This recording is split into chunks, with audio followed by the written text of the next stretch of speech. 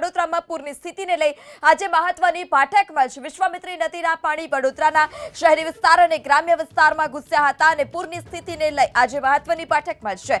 વડોદરાથી પરત ફરેલા બંને મંત્રીઓ સાથે સીએમ કરશે બેઠક। નુકસાનીને લઈ સીએમ પ્રાથમિક રિપોર્ટ પણ મેળવશે। વિશ્વામિત્રી નદીની સપાટી હવે ધીરે ધીરે ઘટી રહી છે, જેથી વડોદરાવાસીઓ માટે હવે રાહતના સમાચાર। નુકસાનીને લઈ અને સીએમ સમગ્ર જે માહિતી છે તેનો તાગ મેળવશે। વડોદરામાં પૂરની સ્થિતિને પહોંચી વળવા આજે મહત્વની બેઠક। નુકસાનીને લઈ સીએમ પ્રાથમિક રિપોર્ટ પણ મેળવશે। મંત્રીઓ અને પ્રશાસનના રિપોર્ટ મુજબ વડોદરામાં જાહેર થશે સહાય। તો વિશ્વામિત્રીના પાણી વડોદરાના શહેરી વિસ્તાર અને ગ્રામ્ય વિસ્તારમાં ઘૂસ્યા હતા। ગ્રામ્ય વિસ્તાર બેટમાં ફેરવાયા હતા, ત્યારે નુકસાનીનો પ્રાથમિક રિપોર્ટ સીએમ મેળવશે।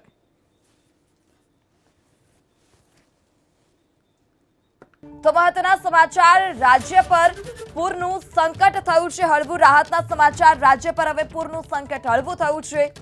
રાજ્યના 33 પૈકી હવે માત્ર 7 જિલ્લામાં રેડ એલર્ટ આપવામાં આવ્યું છે। બાકી અન્ય જિલ્લામાં હળવા વરસાદની આગાહી હવામાન વિભાગ દ્વારા કરવામાં આવી। સૌરાષ્ટ્રના વિસ્તારોમાં ઘટશે વરસાદનું જોર। 33 પૈકી હવે માત્ર 7 જ જિલ્લામાં વરસાદનું રેડ એલર્ટ આપવામાં આવ્યું છે।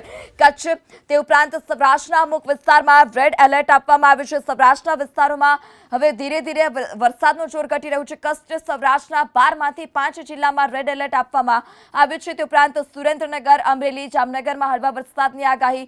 ભાવનગર, અમરેલી, બોટાદ, સુરેન્દ્રનગરમાં વરસાદનું એલર્ટ। ગીર સોમનાથ જિલ્લામાં હવે વરસાદનું ઓરેન્જ એલર્ટ આપવામાં આવ્યું।